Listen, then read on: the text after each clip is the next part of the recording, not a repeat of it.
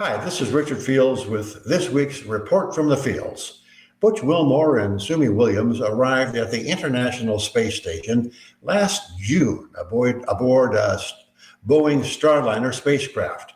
Their mission was intended to last 8 days, upon which they would return to Earth aboard the Starliner.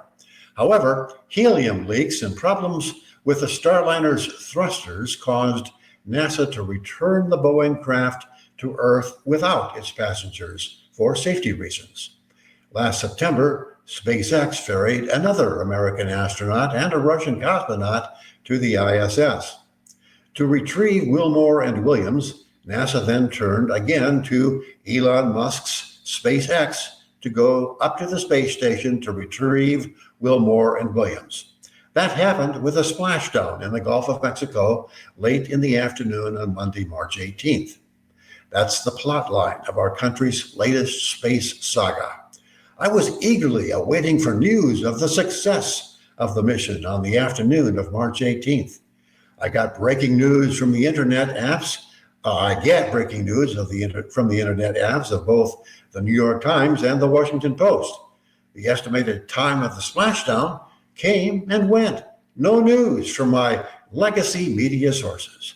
Finally, my brother told me that Newsmax had sent a bulletin that the astronauts had splashed down successfully at 5:57 Eastern Time. Still, nothing from the American versions of Pravda and Izvestia.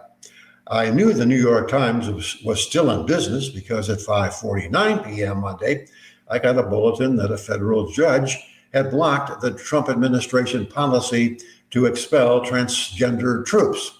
But the successful splashdown came and went with no word from the paper that prints all the news that's fit to print. It wasn't until 4:10 in the morning Eastern Time the next day that the New York Times finally deemed it fit to print. Third story down, that the SpaceX rescue mission had been successful. And oh yeah, the Washington Post had yet to cover the story at all. No mention of it in the Post-Most the following Wednesday morning. So much for Jeff Bezos' efforts to make his rag more objective.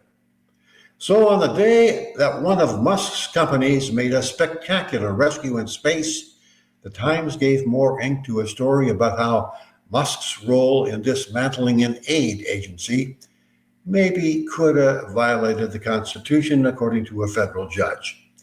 Now, don't get me wrong, I don't like Trump. His personality, his amorality, and his idiotic actions on immigration and trade. But appointing Trump to head up DOGE, or the informal Department of Government Efficiency, was a stroke of genius because it highlights some of the ridiculous things that taxpayer funds are being wasted on. Sort of like Senator William Proxmire's Golden Fleece Awards back in the day. Yes, I know the billions of spending maybe ended as a result of Musk's efforts won't make a dent in the federal deficit unless he is unleashed to go after federal spending in the military, healthcare, and retirement programs.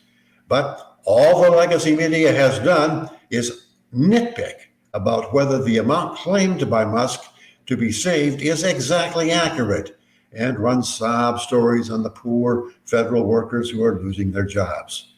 Oh, and a lot of schadenfreude over the 50% drop in Tesla stock prices and the arson at Tesla car lots. But then I'm a Musk fanboy.